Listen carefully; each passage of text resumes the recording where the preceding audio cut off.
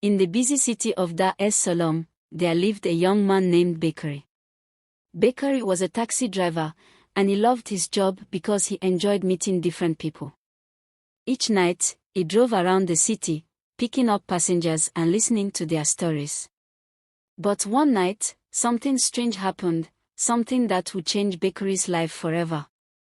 It was a warm, quiet evening. Bakari was about to go home when a tall man waved at him from the side of the road. The man wore a long, dark coat and a hat that covered most of his face. He carried a large, black suitcase, holding it tightly as he looked around nervously. "Good evening," the man said, his voice soft but a little shaky. "Can you take me to the old harbor?" Bakari glanced at the man's suitcase and felt a chill run down his spine. Something about this man seemed different, like he was hiding a secret. But Bakari needed the money, so he nodded and unlocked the back door.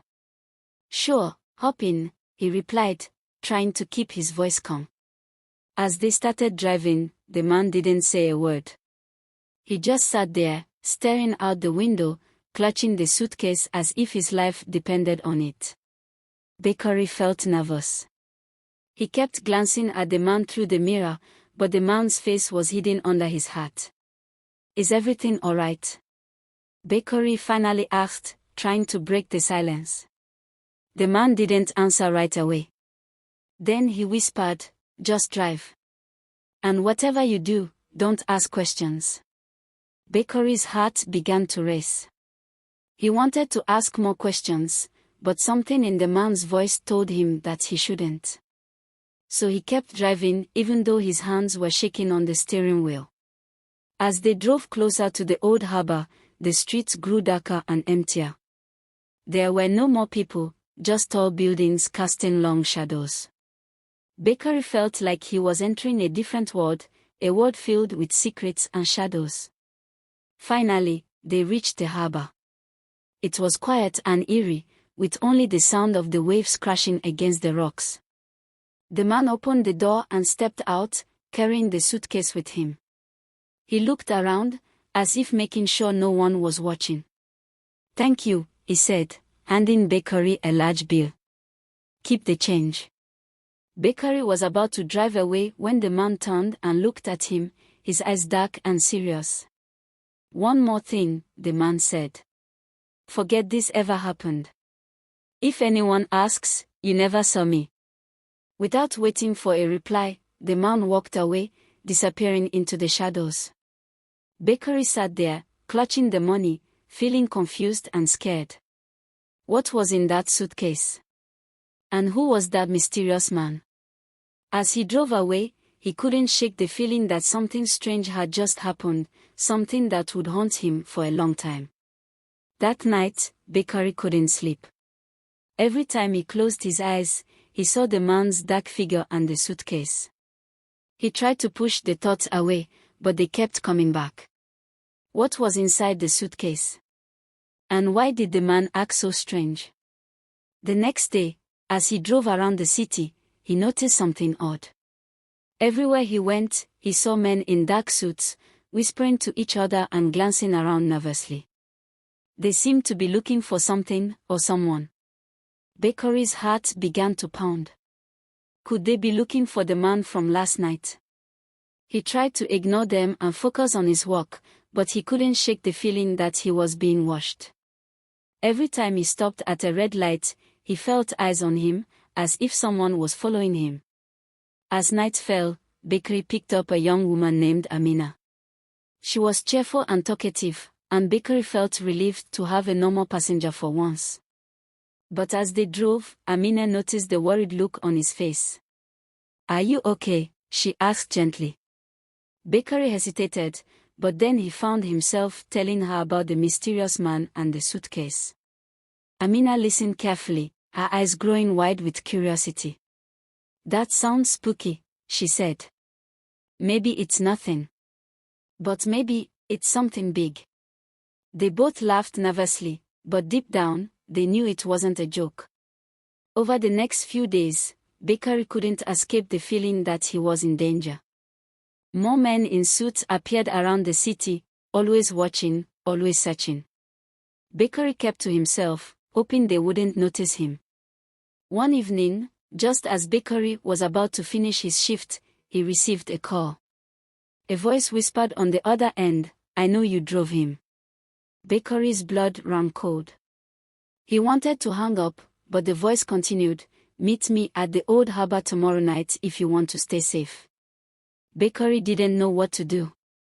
Should he go to the harbor and face whoever was waiting for him?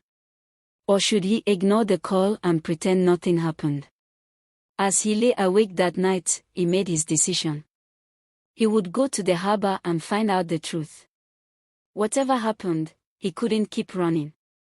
The next night, Bakari arrived at the old harbor, his heart pounding in his chest. The place was dark and quiet, just like before. He looked around, but there was no one there. Then he heard footsteps behind him. He spun around and saw a man in a dark suit, staring at him with cold, unblinking eyes.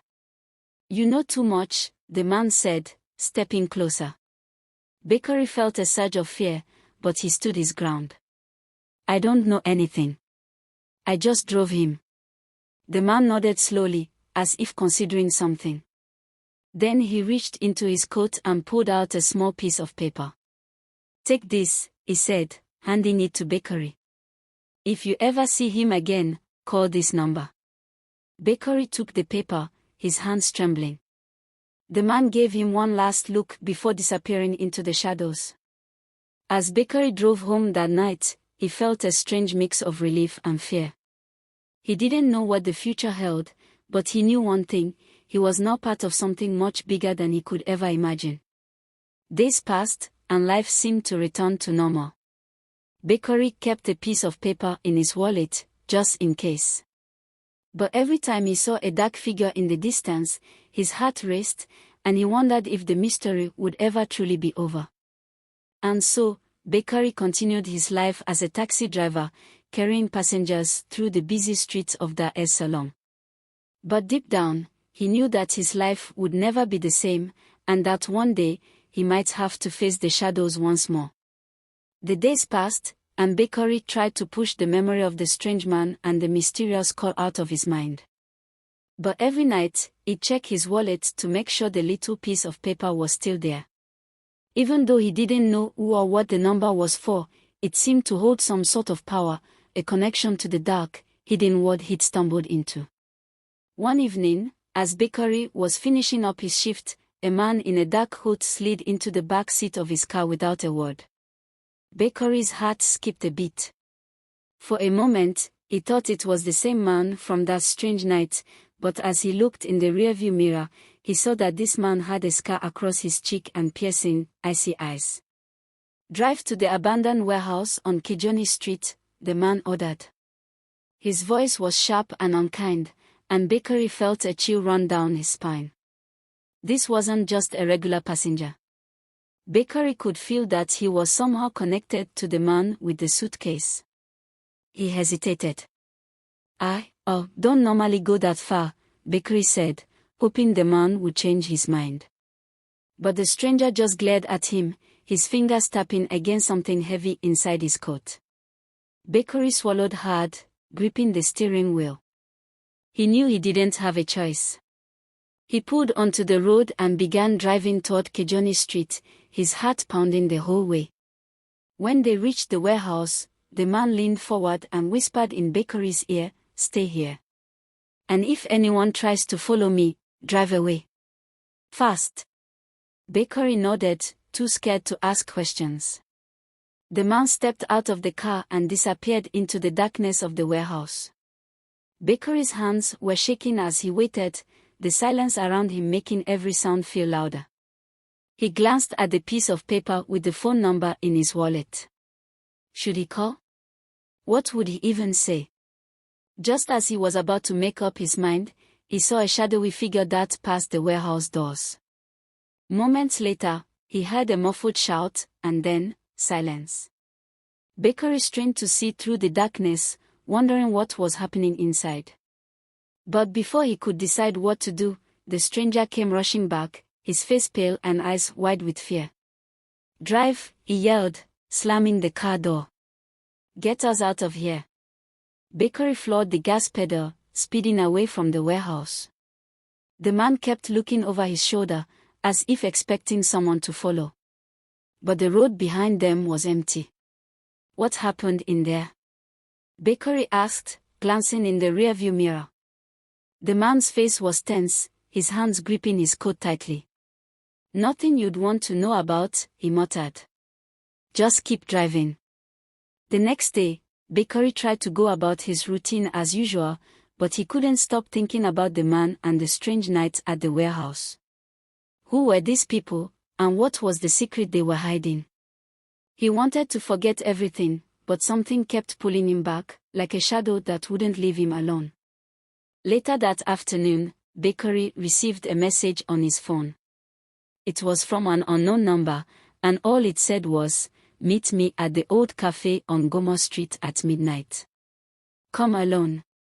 Bakari's hands trembled as he read the message. It was just like the phone call he'd received a few nights ago. But this time, he knew he had to go. He was tired of living in fear, tired of feeling like he was being watched. When midnight arrived, Bakari found himself walking down the quiet streets toward the cafe on Gomo Street. The city felt different at night, with only the sound of distant traffic and the occasional street lamp casting shadows on the pavement. He entered the cafe and looked around. It was empty, except for one man sitting in the corner, his face hidden under a hood. Bakari hesitated, but the man beckoned him over. "You came," the man said, his voice low. He pulled back his hood, revealing a familiar face. It was the man from that first strange night, the one with the suitcase. Bakari's mouth went dry. "Why are you following me?" he asked, his voice shaky. The man looked at him with piercing eyes. "I'm not following you. I needed to find you because you saw something you weren't supposed to see." Bakari frowned. "What do you mean?" "All I did was drive you to the harbor." The man leaned in closer, his voice a whisper. "That suitcase you saw, it contains something dangerous. Something people are willing to kill for." Bakari felt his heart pound in his chest. He wanted to run, but he was rooted to the spot. "Why are you telling me this?" "Because I need your help," the man replied, his eyes desperate. "You're the only one who can get me out of this city without being noticed. I can't trust anyone else." Bakari wanted to refuse, but he knew it was too late to turn back. He was already part of this strange, dark world, and he had no choice but to follow it to the end. The next morning, Bakari drove through the city, his thoughts racing. He kept glancing over his shoulder, feeling like every corner held a hidden danger. He knew he was being followed, and he could feel the weight of the mysterious suitcase pulling him deeper into trouble. As he reached a busy intersection, he saw a black car in his rearview mirror, matching his every turn. His heart began to race, and he pressed down on the gas, weaving through the traffic. But the black car kept following him, closing the distance with every turn. He knew he couldn't outrun them forever, so he took a sharp turn down a narrow alleyway and parked behind a row of dumpsters, holding his breath as the black car sped past. Just as he thought he was safe, his phone buzzed. It was another message from the unknown number. "You can't hide, Bakari. We know where you are." Bakari's blood ran cold. Whoever was after him was closer than he thought, and he knew he had to find a way to escape before it was too late. Over the next few days, Bakari and the man with the suitcase began to make plans to leave the city. They knew that time was running out, and that their only chance of survival was to disappear before the people hunting them closed in. But just as they were about to put their plan into action, Bakari received a final, chilling message: "You have something that belongs to us, Bakari. Return it, or face the consequences." Bakari looked at the man with the suitcase, his heart pounding. He knew that their only hope was to keep moving, to stay one step ahead of the shadows that chased them. And so, with the suitcase hidden under his seat, Bakari started the car and drove off into the night, not knowing where the road would lead him, or what dangers awaited them in the darkness ahead. Bakari drove through the night, each mile blending into the next. The city lights soon faded, replaced by the quiet darkness of the countryside. The only sound was the hum of the car's engine, and the man in the passenger seat remained silent, staring out the window with a grim look on his face. Bakari's hands were tight on the steering wheel, his mind spinning with unanswered questions. Finally, Bakari broke the silence. "I think I deserve some answers. Why are we running, and what's in that suitcase?" The man sighed, glancing at Bakari. "You're right. You do deserve answers. My name is Musa. I work for a powerful man, a man who has influence over the whole city, hidden in the shadows. One day, I discovered something. His entire empire was built on lies, and this suitcase holds the proof. Documents, recordings, secrets that he's kept hidden for years. But he'll do anything to get it back, even if it means getting rid of us." Bakari's mouth went dry. "And what happens if we get caught?" Musa's face darkened. "They won't leave any witnesses." The weight of Musa's words hung in the air. Bakari knew there was no going back now. He was in too deep, and the only way out was forward. The two men stopped briefly at a small town to rest and refuel. Bakari felt a moment of peace as they sat in a quiet diner, eating in silence. But as they finished their meal, a shadow fell over their table. Bakari looked up to see a tall man with a scar across his face, the same man who'd ordered him to drive to the warehouse. His icy eyes were fixed on Musa, and he didn't look pleased. "Musa," the man sneered. "You thought you could escape." Musa stood up slowly, his fist clenched. "Leave us alone, Roshi. You don't know what you're dealing with." Roshi laughed, a cold, hollow sound. "I don't need to know. My orders are clear. Hand over the suitcase, or your friend here pays the price." Bakari felt a surge of panic as Roshi pulled out a gun, pointing it directly at him. He glanced at Musa, who looked torn. It was clear that Roshi's threat wasn't empty. Before anyone could react, Musa grabbed a chair and swung it at Roshi, knocking him off balance. "Run, Bakari!" Musa shouted. Bakari didn't need to be told twice.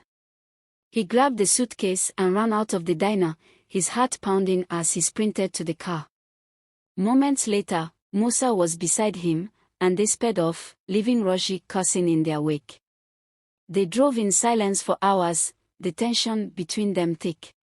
Finally, Bakari spoke up. "I didn't sign up for this, Musa. I didn't want to be involved in something so dangerous." Musa nodded. "I know. And I'm sorry, Bakari. But you're the only one who can help me now. You're the only one I can trust." Bakari felt a strange mix of anger and pity. He knew Musa was desperate, and despite the danger, he couldn't bring himself to abandon him. "So what's the plan?" Bakari asked. "We need to reach my contact, a journalist named Amina. She's the only one brave enough to publish the truth and expose what's in this suitcase," Musa said. "But she's in another city, far from here. If we can get to her, she'll know what to do." The journey continued through rough roads and sleepless nights, with Roshi and his men always one step behind. Bakari felt the weight of fear pressing down on him, but he knew they had to keep going. They stopped only when absolutely necessary, sleeping in the car and taking turns keeping watch. One night, as they were setting up camp in a remote area, Bakari heard a twig snap in the darkness. His heart leapt, and he reached over to shake Musa awake. But it was too late.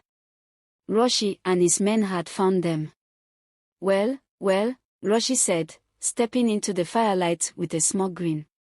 "You led me on quite a chase, Musa. But it's over now. Hand over the suitcase, and maybe I'll let you leave." Musa glanced at Bakari, his face filled with determination.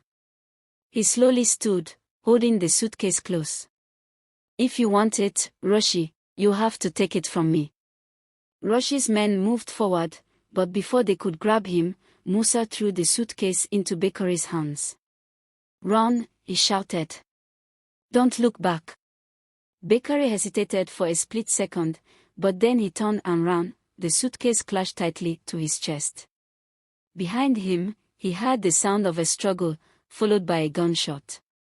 His heart ached, but he kept running, knowing that Musa had sacrificed himself to give him a chance to escape. Bakari ran through the night, tears streaming down his face as he thought of Musa's sacrifice. He couldn't let it be in vain. He had to reach Amina and make sure the truth was exposed. After what felt like an eternity, he finally arrived at the city where Amina lived. Exhausted and drained, he made his way to the address Musa had given him. He knocked on the door, praying that Amina would be there.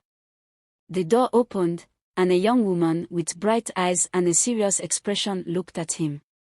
"Are you Bakari?" she asked. Bakari nodded, his voice barely a whisper. "Musa, he didn't make it. But he gave me this. He said you'd know what to do." Amina's face softened with sadness, but she quickly steeled herself. "Come inside," she said, leading him into her apartment. Over the next few hours, Amina carefully examined the contents of the suitcase, her expression growing more serious with each document she read. Bakari watched her, feeling a sense of hope for the first time since this nightmare had begun. "This is everything we need to take down the entire organization," Amina said finally. "With this evidence, we can expose the truth and put an end to their corruption." Bakari felt a surge of relief. Musa's sacrifice hadn't been in vain. The truth would finally be revealed.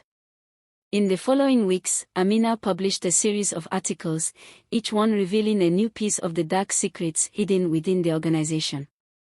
The city was shaken, and protests erupted as people demanded justice.